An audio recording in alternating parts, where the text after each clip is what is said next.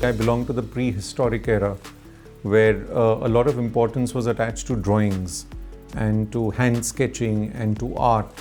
And I was forever participating in competitions, winning prizes, playing a lot with my hands while others would play in the field, and playing a lot of Lego and doing a lot of stuff like that. So my father observed that here's somebody who could fulfill his dream, and his dream was to be an architect. He ended up becoming an engineer, and so he naturally goaded me into and guided me into coming into architecture. I thereafter got admission into 2 or 3 colleges and made my choice, came back to Delhi, did my studies from here, went off to Oxford University, did my masters, and started practicing once I came back.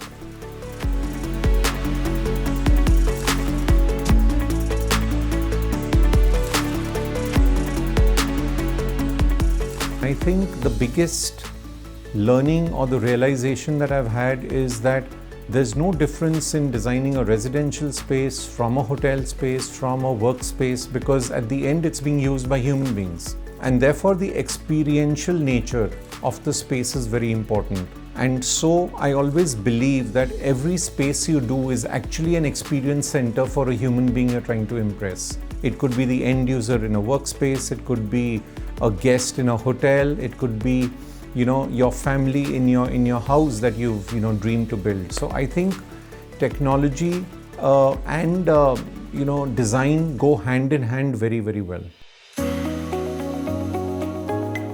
I really have a weak corner for hospitality design, and in order to do what I really wanted, I wrote my own script and I searched for my own production house, and I got that hotel built without a brief, without a client, because I was the part client myself along with a few friends.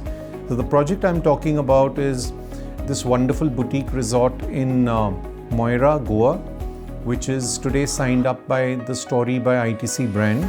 And I think one of the important things in that particular project was the need to understand that human beings need to experience the context of a space.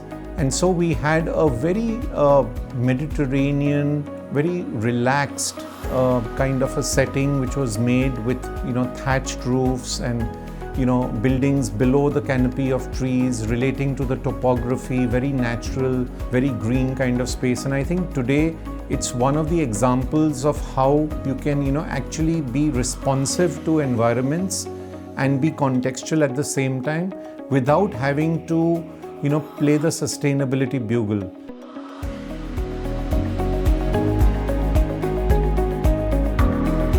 I think AI follows HI. So HI being human intelligence. I think everything that AI has to offer is great. I look at it as a tool, but I think HI overrules AI any day. The big concern is that everything that we depend on technology makes us do things in a certain way. Whereas I think the human intelligence allows you to be disruptive in your thinking and to actually bring a distinctness to what you're doing. And I think that's a very, very important aspect in creative design.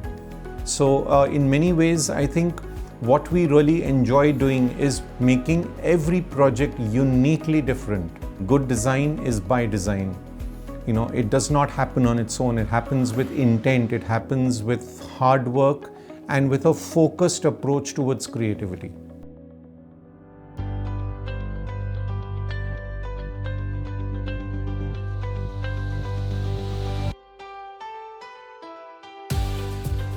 I think the future of architecture is very safe, but where I worry is the over-reliance on AI. We are too technology dependent. I think very few people are soul searching, and I think soul searching as against Google searching is something that the present generation has forgotten. How many people carry a pencil in their pocket? How many people really sketch or draw today to come up with a new idea? I'm very convinced that the hand is connected to the creative mind through the pencil and the paper. If you are able to have that magic, that's when the real magical outcomes come about. It works for most places, but I think the real architecture is one which is extremely human based. Well, I'm really thankful and honored to be selected, shortlisted by Kohler and Forbes, to be a visionary architect. I think that's what we all work towards. And I'm very honored and very happy to be part of this list.